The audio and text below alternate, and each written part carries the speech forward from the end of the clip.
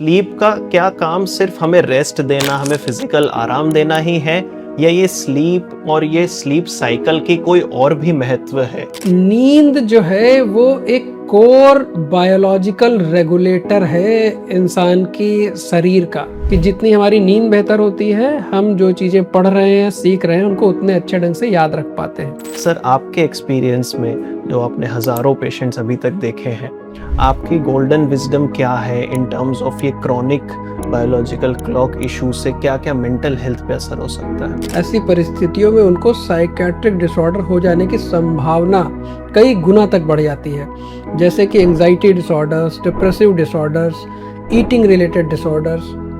तो इस तरह के डिसऑर्डर्स होने की संभावना नींद की वजह से कई गुना तक बढ़ जाती है। रात को 2 बजे सोते हैं, सुबह 10-11 बजे उठते हैं। ये चीज़ इतनी कॉमन हो गई है यूथ में कि लगता है कि मिडनाइट से पहले सोना कोई जुर्म कर देना हो गया। हाय, मैं हूं डॉक्टर आदित्य अग्रवाल, एक साइकियाट्रिस्ट एट आदर्श ब्रेन केयर 360, और आज हम बात करेंगे डॉक्टर आदर्श त्रिपाठी सर से। तो सर, हम जानना चाहते हैं कि क्या ये स्लीपिंग शेड्यूल का इतना शिफ्ट होना, इतना कॉमन हो जाना, क्या ये नॉर्मल चीज़ है या इसका भी कोई हेल्थ रिलेटेड इम्पैक्ट हो सकता है? जी, तो जैसे आपने कहा कि पिछले कुछ दशकों में, खासकर पिछले 10 से 15 सालों में हम ये देख रहे हैं कि हमारे यूथ की स्लीपिंग हैबिट्स में बहुत ज़्यादा रैपिड चेंज हो रहा है। और एक लार्ज नंबर ऑफ पीपल रात में 10, 11, 12, 1, 2 अपने स्लीपिंग शेड्यूल को डिले करते चले जा रहे हैं। वो और ज़्यादा देर रात में सोने की शुरुआत कर रहे हैं और दिन में देर तक सोते रह रहे हैं। ये जो चीज़ है, इसको हम लोग स्लीप साइकिल रिवर्सल बोलते हैं मेडिकल लैंग्वेज में। दरअसल ये जो स्लीप साइकिल रिवर्सल है, ये मेंटल और फिजिकल हेल्थ पे बहुत सारे तरह की प्रॉब्लम्स क्रिएट कर रहा है। और इसकी बेसिक अंडरस्टैंडिंग जुड़ी हुई है एक बहुत इम्पॉर्टेंट साइंटिफिक कंसेप्ट से, जिसको कि क्रोनोबायोलॉजी कहा जाता है। क्रोनोबायोलॉजी दरअसल साइंस की वो फील्ड है जहाँ पर हम ब्रेन के अंदर होने वाली एक बायोलॉजिकल क्लॉक से रिलेटेड हेल्थ के पैटर्न को स्टडी करते हैं, रिसर्च करते हैं, और उसका हेल्थ पर क्या इम्पैक्ट पड़ रहा है उसको एनालाइज करते हैं। बिल्कुल सर। तो जैसा कि हम सब जानते हैं कि स्लीप एक बहुत इम्पोर्टेंट चीज़ है और हेल्थ की सबसे इम्पोर्टेंट चीज़ों में से एक है। पर स्लीप का क्या काम सिर्फ हमें रेस्ट देना, हमें फिजिकल आराम देना ही है, या ये स्लीप और ये स्लीप साइकिल की कोई और भी महत्व है? जी, दरअसल नींद जो है वो एक कोर बायोलॉजिकल रेगुलेटर है इंसान की शरीर का। जैसे कि हमारे पुरातन सिस्टम में कहा जाता है, शरीरम माध्यम खलु धर्म साधनम। इसका मतलब ये है कि जो हमारा शरीर है, उसकी सेहत सारे धर्म की साधना के लिए सबसे महत्वपूर्ण है। यहाँ पर धर्म की साधना का मतलब है कि हम अपने मेंटल, फिजिकल और इमोशनल एस्पेक्ट को बेहतर ढंग से ऑपरेट कर पाएं। तो जो एक स्लीप है वो रेगुलेट करती है हमारे रेस्ट और वेकिंग पैटर्न को, कि हमको नींद में रेस्ट मिलता है और हम कंफर्टेबल फील करते हैं। ये बात हम सभी आसानी से समझते हैं। लेकिन नींद के और कई तरह के काम हैं। दरअसल नींद एक रेगुलेटर है हमारे ब्रेन में हार्मोनल सिक्रीशंस का। हमारे शरीर में हजारों तरह के हार्मोन सिक्रीट होते हैं और वो शरीर के लगभग सारे इंपॉर्टेंट काम करने के लिए रिस्पॉन्सिबल होते हैं। फर्ज के तौर पर आप सोचें कि जो कॉर्टिसोल है वो स्ट्रेस रेगुलेट करता है, जो ग्रोथ हार्मोन है वो हमारी बॉडी के रिपेयर और एडोलेसेंट में ग्रोथ के लिए रिस्पॉन्सिबल होता है। कई सारे एंड्रोजन्स होते हैं, वो हमारी सेक्सुअल फंक्शनिंग के लिए इंपॉर्टेंट होते हैं। बहुत सारे हार्मोन हैं जो हमारे बॉडी के इम्यूनिटी सिस्टम को रेगुलेट करते हैं। ये सारे हार्मोन का सीक्रेशन एक कंसिस्टेंट पैटर्न में नहीं होता, इनका सीक्रेशन एक रिदमिक पैटर्न में होता है, जो दिन के अलग अलग टाइम पर होता है। दरअसल स्लीप ही वो मास्टर रेगुलेटर है जो इस हार्मोनल साइकिल के हार्मोन के रेगुलेशन को और सीक्रेशन को रेगुलेट करती है। इसके अलावा मेमोरी, हम जानते हैं कि इंसान की याददाश्त इंसान के जीवन का बहुत महत्वपूर्ण हिस्सा है। और एडोलेसेंट्स के लिए, स्टूडेंट्स के लिए याददाश्त उनका सबसे क्रिटिकल और कोर ब्रेन की फंक्शनिंग से जुड़ा हुआ चीज़ है। तो जो भी हम पढ़ते हैं वो हमारी शॉर्ट टर्म मेमोरी जाता है, लेकिन अगर इस शॉर्ट टर्म मेमोरी को लॉन्ग टर्म मेमोरी में कन्वर्ट होना है तो एक बायोलॉजिकल कंसेप्ट है जिसे कहा जाता है लॉन्ग टर्म पोटेंशिएशन। ये काम दरअसल ज़्यादातर नींद में होता है कि जब हमने दिन में जितनी भी पढ़ाई करी, जितनी भी नई चीज़ें सीखने की कोशिश करी, जब हम रात में सोते हैं तो जो साइनप्स के कनेक्शन आपस में बने हैं वो फिर से पोटेंशिएट होते हैं, स्ट्रेंथन होते हैं और रीऑर्गेनाइज होते हैं।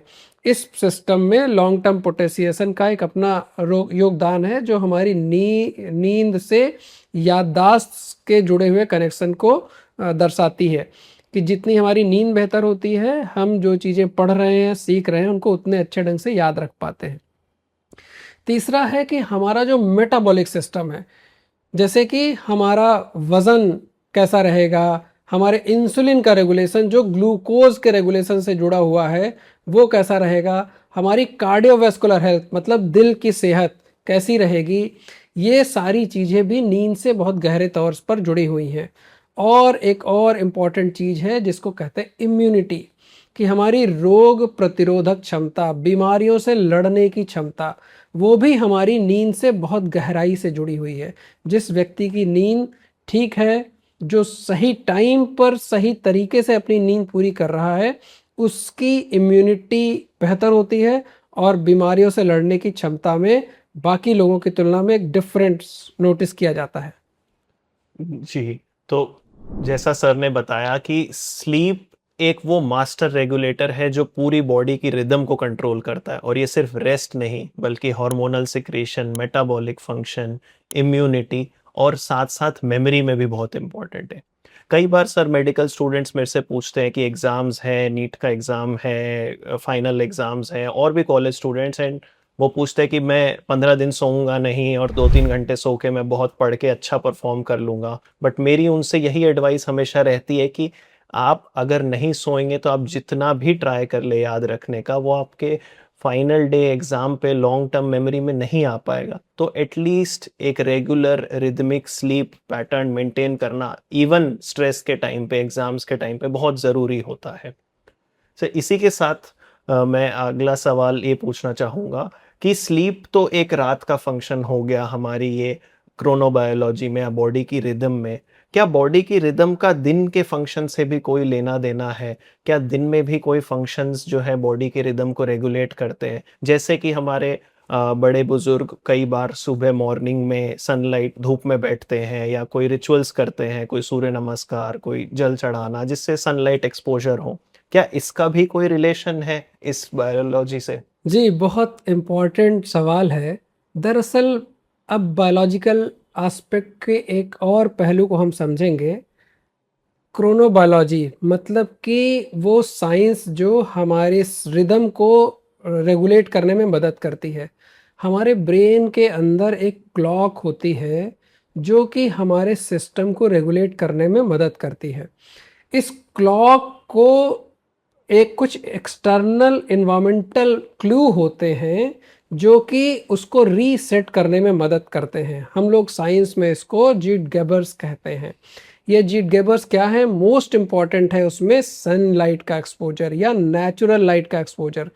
जब हम नेचुरल लाइट को और सनलाइट को एक्सपोज करते हैं तो हमारे बॉडी की जो इंटरनल क्लॉक है वो रीसेट करती है अपने हार्मोनल फंक्शन को, अपने एनर्जी प्रोडक्शन को, अपने इम्यूनिटी सिस्टम को। लेकिन कई और चीज़ें भी हैं जो जीट गेबर्स की तरह काम करती हैं, जैसे कि हमारा फीडिंग पैटर्न, ईटिंग पैटर्न, कि हम खाना किस समय खा रहे हैं। क्या जो हमारे खाने का सिस्टम है वो एक रेगुलर पैटर्न है कि हम ब्रेकफास्ट कब ले रहे हैं, लंच कब ले रहे हैं, डिनर कब ले रहे हैं। तो केवल क्या खा रहे हैं इम्पॉर्टेंट नहीं है, कब खा रहे हैं उसकी भी हेल्थ में बहुत ज़्यादा इम्पोर्टेंस है। ये हमारे इंटरनल बायोलॉजिकल क्लॉक को रीसेट करने में मदद करता है। तीसरी बात है कि कुछ ऐसे तत्व हैं, सबसे इम्पॉर्टेंट है आजकल की लाइफस्टाइल में कैफ़ीन, जो जा होता है चाय में, कॉफ़ी में, कोल्ड ड्रिंक्स में और बहुत सारे एनर्जी ड्रिंक्स में। जैसे आप स्टूडेंट्स की बात कर रहे थे, हमसे भी बहुत सारे स्टूडेंट्स कहते हैं कि एग्ज़ाम है, इन दिनों रात में 2 रेड बुल पिएँगे और रात भर जाग के पढ़ाई कर लेंगे। तो वो हाई कैफ़ीन आपको रात में जगाए रहने में मदद तो कर सकता है। आपने पढ़ाई भी खूब करी, लेकिन अंत में जब एग्ज़ाम देते समय जब आप लिख रहे हैं, तो आप केवल 40% 30% ही याद रख पा रहे हैं जो आपने पढ़ा। वो इसीलिए क्योंकि कैफ़ीन ने आपके ब्रेन को स्टिमुलेट तो कर दिया, लेकिन वो मेमोरी लॉन्ग टर्म कंसोलिडेट हो ही नहीं पाई, क्योंकि आपने सफिशिएंट नींद या तो ली नहीं या फिर इम्प्रॉपर टाइम पे ली। तो इसलिए इस ब्रेन साइंस को समझना बहुत इंपॉर्टेंट है। अदरवाइज आप मेहनत तो करते रहेंगे, लेकिन उस मेहनत का फल तो आपको मिल नहीं पाएगा। और एक चीज़ है जो कि इस नेचुरल सिस्टम को वो रेगुलेट करती है, वो है फिजिकल एक्टिविटी पैटर्न। जैसे ये एक पुरातन सिस्टम से गैदर की हुई इंफॉर्मेशन है कि जब अगर आप मॉर्निंग में फिजिकली एक्टिव रहते हैं, डे टाइम में अपनी फिजिकल एक्टिविटी को सफिशिएंट बरकरार रखते हैं, और रात में सोने से 2 घंटे पहले अपनी फिजिकल एक्टिविटी को रिड्यूस कर देते हैं, तो वो आपकी नेचुरल स्लीपिंग में हेल्प करता है। लेकिन आजकल क्या हो रहा है कि हमारे एडोलसेंट और यंग एडल्ट दोस्त रात में 10 बजे जिम जाते हैं, फिर वो 2 घंटे जिम में पसीना बहाते हैं ताकि हम अपना वजन कम कर पाएँ, मसल को बिल्ड कर पाएँ। आप अपने मसल को बिल्ड तो कर रहे हैं, पसीना तो बहा रहे हैं, लेकिन ये आपके स्लीप के सिस्टम को डिस्टर्ब कर दे रहा है। इससे आपके बॉडी के इंटरनल हार्मोन के सिस्टम में गड़बड़ियाँ हो रही हैं, और ये आपको दरअसल ओबेसिटी, डायबिटीज़, हाइपरटेंशन, हार्ट की बीमारियों के लिए प्रोन बना दे रहा है। तो भले ही वो फिजिकल एक्टिविटी आप कर रहे हैं अपनी हेल्थ को बेहतर रखने के लिए, लेकिन उसका एक दुष्प्रभाव भी आपके शरीर पर आ रहा है, जो कि कई अन्य तरह की बीमारियों की तरह से आपके शरीर पर जाहिर होता है। इसीलिए लोग हेल्थी तो दिखते हैं, लेकिन फिर तब भी उनको कम उम्र में बहुत सारी तरह की बीमारियां हो जा रही हैं। तो ये सारी अगर बात को हम साइंस के जरिए समझेंगे और इन चीज़ों को अगर लाइफ में इनकॉर्पोरेट कर पाएँ, तो आपकी मेहनत का, आपके राइट इंटेंशंस का, आपकी हेल्थ को फिजिकल और मेंटल सही बेनिफिट भी मिल सकता है। जी सर। और रिसर्च भी ये कहता है, और मैंने भी ये कई पेशेंट्स में देखा है, कि क्रॉनिक स्लीप इश्यूज, लंबे समय से स्लीप शेड्यूल में गड़बड़ी होने से डायबिटीज़, इंसुलिन रेजिस्टेंस, ओबेसिटी और जनरल मेटाबॉलिक हेल्थ और हार्मोनल हेल्थ खराब होने के चांसेस काफ़ी बढ़ जाते हैं।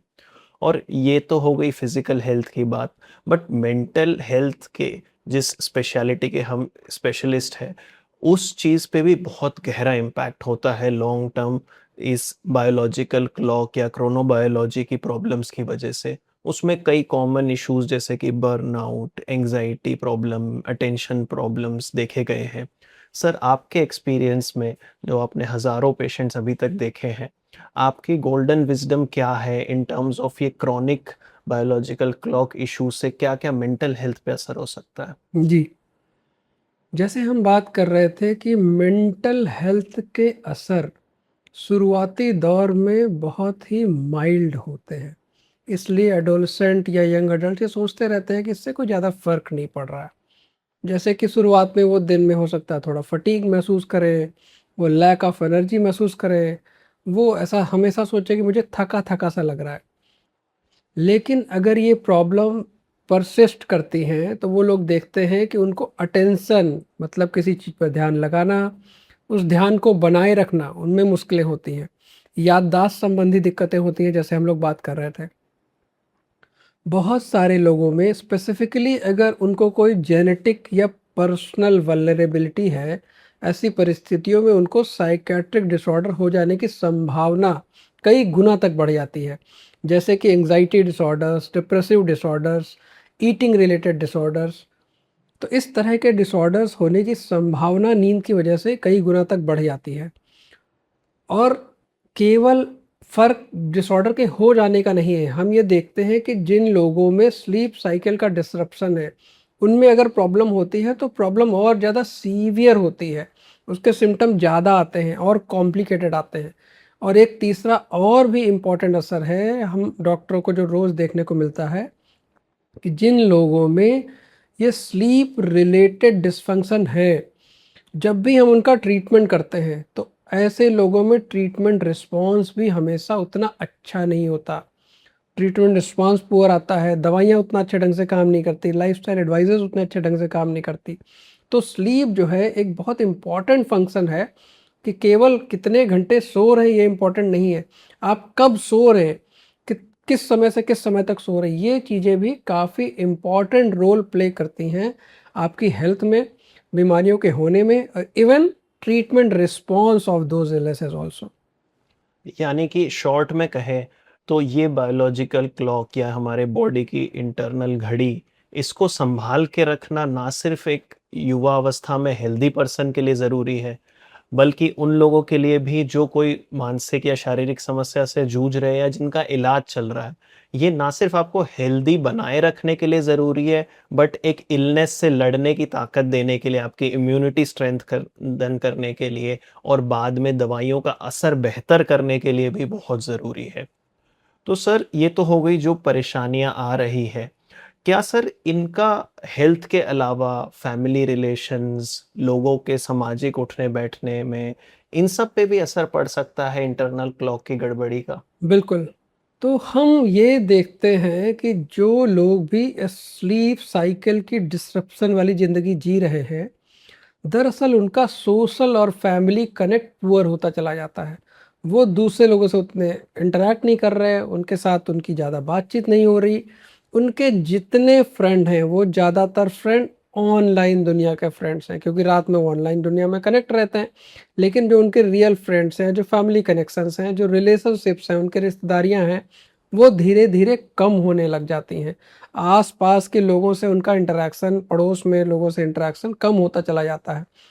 और हमने ये भी देखा है कि कई ऐसे पति-पत्नी हैं, अगर वो डिफरेंट टाइप के स्लीप शेड्यूल को फॉलो करते हैं या इवन सिमिलर टाइप के स्लीप शेड्यूल को फॉलो कर रहे हैं जिसमें दोनों लोग बहुत देर रात तक जाग रहे हैं, ऐसे लोगों में आपसी जो इंटरैक्शन है वो धीरे-धीरे कम होने लग जाता है और उनके रिश्तों पर एक गहरा असर पड़ने लग जाता है। तो इसलिए ये जो स्लीप साइकिल का रेगुलेशन है, ये रिलेशनशिप हेल्थ के लिए भी काफ़ी इम्पोर्टेंट हो जाता है। बिल्कुल। मैं समझ सकता हूँ कि अब तक ऑडियंस काफ़ी डर गई होगी और ये भी समझ रही होगी कि बायोलॉजिकल क्लॉक कितनी ज़रूरी है, स्लीप का शेड्यूल रखना कितना ज़रूरी है। बट हम आपको सिर्फ यहाँ तक नहीं छोड़ेंगे, हम ये भी बताएँगे कि इसका प्रिवेंशन और ट्रीटमेंट कैसे करा जाए। तो सर अगर कोई फैमिली है जिसमें कोई बच्चा, एक एडोलेसेंट, कॉलेज जाने वाला लड़का या यूथ या कोई partner, relationship partner, girlfriend, boyfriend है जो जिसका स्लीपिंग शेड्यूल थोड़ा गड़बड़ है, उसके फैमिली मेंबर्स कंसर्न्ड हैं, तो क्या किया जा सकता है कि हम उनको कैसे सपोर्ट करें कि वो अपना स्लीप शेड्यूल बेटर कर सकें? जी। तो सबसे पहले देखिए, इन्फॉर्मेशन है मेरी पेरेंट्स के लिए जो कि बच्चों का लालन पालन कर रहे हैं। तो एक इम्पॉर्टेंट चीज़ है कि प्रिवेंशन में पेरेंटल गाइडलाइंस और फैमिली के जो रूल्स हैं वो बहुत इम्पॉर्टेंट रोल प्ले कर सकते हैं।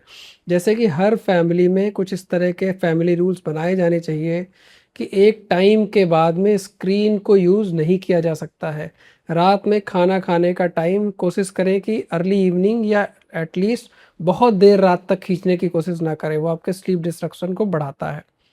तीसरी बात ये है कि अगर आप अपने बच्चों को स्क्रीन या डिवाइस देते भी हैं, तो कभी ये मत बोलें कि ये आपकी पर्सनल डिवाइस है। आप ये बोल सकते हैं कि ये फैमिली डिवाइस है, आप इसको यूज़ कर सकते हैं।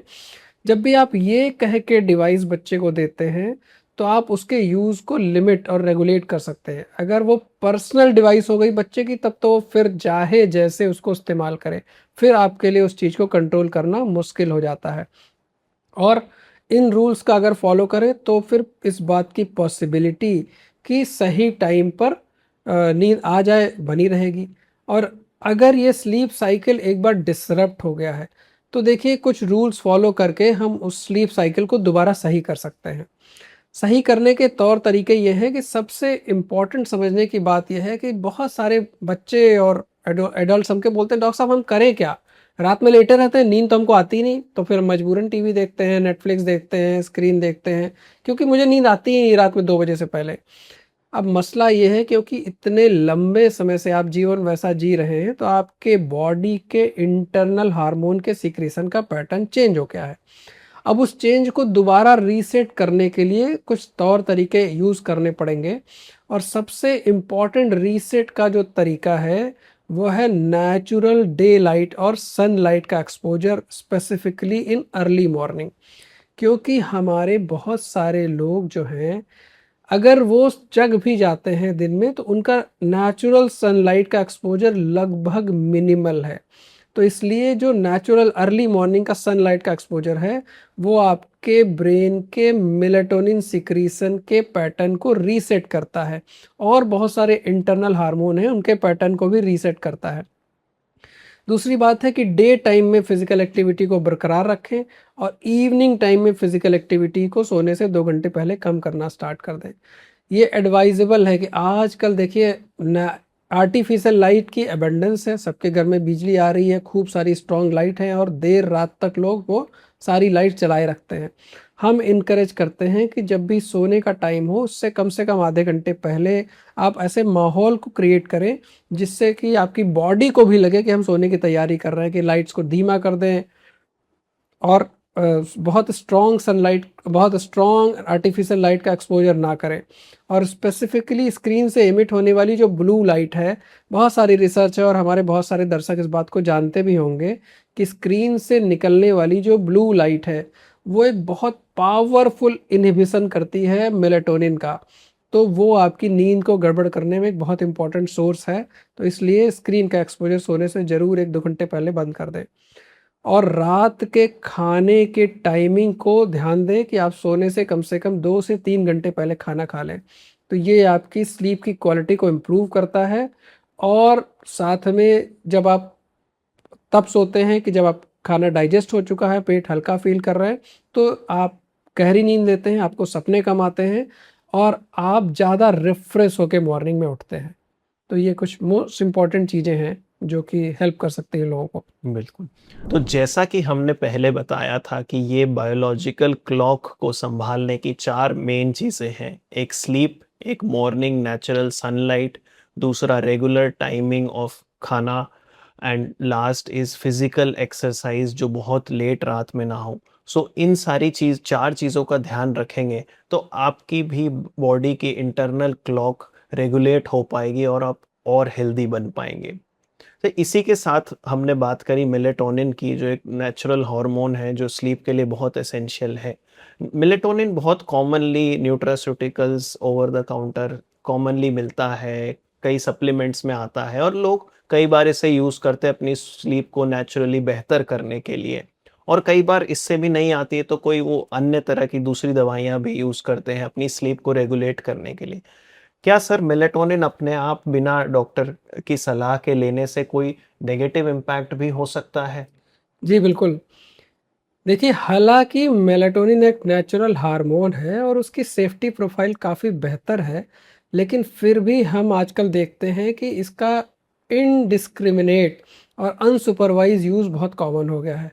जिम जाने वाले बच्चे अक्सर अपने नॉर्मल सप्लीमेंट्स में भी मेलाटोनिन का यूज़ करते हैं, और बहुत सारे लोग मेलाटोनिन को डॉक्टर की सलाह के बिना भी यूज़ करने लग जाते हैं। दरअसल कोई इंटरनल चीज़ भी जब आप बाहर से सप्लीमेंट के तौर पर दे रहे हैं, तो वो दवा की तरह ही काम करती है। और जब भी किसी दवाई को इस्तेमाल करना है, तो उसके यूज़ करने के कुछ डोजेस के पैटर्न होते हैं, वो आपकी उम्र, आपकी परिस्थिति के हिसाब से डिसाइड किए जाते हैं। उसकी टाइमिंग के कुछ रूल्स होते हैं। तो मेरा सजेशन है कि कोई भी एक्सटर्नल मेडिसिन को बिना प्रोफेशनल हेल्प के नहीं यूज़ किया जाना चाहिए, अदरवाइज़ वो आपको हेल्प करने के बजाय हार्म करना स्टार्ट कर सकती है। बिल्कुल। तो अगर आपको भी ये प्रॉब्लम्स हो रही हैं और आप सोच रहे हैं कि मैं मेलेटोनिन लेके ठीक कर लूँ, तो शायद ये सही राय नहीं होगी, ये सही ट्रैक नहीं होगा। तो सर एक लास्ट टिप्स कि अगर कोई पर्सन को ये प्रॉब्लम्स हो रही है स्लीप साइकिल की, या दिन में फैटीग, थकान उनको लग रहा है स्लीप रिलेटेड हो सकता है, तो उन्हें कब और कैसे साइकियाट्रिस्ट की सलाह लेनी चाहिए? जी। तो जैसे देखिए, हमने काफ़ी सेल्फ हेल्प रिलेटेड एक्टिविटीज़ की बात करी अपने पॉडकास्ट में, तो आप उसको केयरफुली सुनें और अपनी लाइफ में इम्प्लीमेंट करने की कोशिश करें। अगर आपको लगता है कि इनके इम्प्लीमेंटेशन से आप अपने स्लीप रिलेटेड इश्यूज़ को सॉल्व कर पा रहे हैं, तो ये बहुत ही अच्छा है। लेकिन अगर आपके एफ़र्ट के बावजूद चीज़ें सॉल्व नहीं हो पा रही हैं, बढ़ती जा रही हैं और प्रॉब्लम पर्सिस्ट कर रही है, तो एक प्रोफ़ेशनल हेल्प सीक करने में कोई बुराई नहीं है। आप एक प्रोफ़ेशनल साइकेट्रिक डॉक्टर से अपनी हेल्प सीख करें, प्रॉब्लम डिस्कस करें, वो आपको अप्रोप्रिएट आपकी कंडीशन के हिसाब से सलाह देगा। और मेरी दर्शकों से राय है कि अगर आपके भी कोई सवाल हैं तो आप अपने कमेंट्स हमें भेज सकते हैं। अगर आपके किसी जानने वाले को इस तरह की कोई प्रॉब्लम है तो आप ये वीडियो उससे शेयर कर सकते हैं ताकि वो उसके बारे में समझ के अपनी हेल्थ को और लाइफ को बेहतर कर पाएँ। और अगर कोई प्रोफेशनल लीड है तो फिर आदर्श ब्रेन केयर 360 डिग्री एक ट्रस्टेड और रिलायबल जगह है जहां पर आपको सफिशिएंट प्रॉपर हेल्प दी जा सकती है। Thank you very much. Thank you.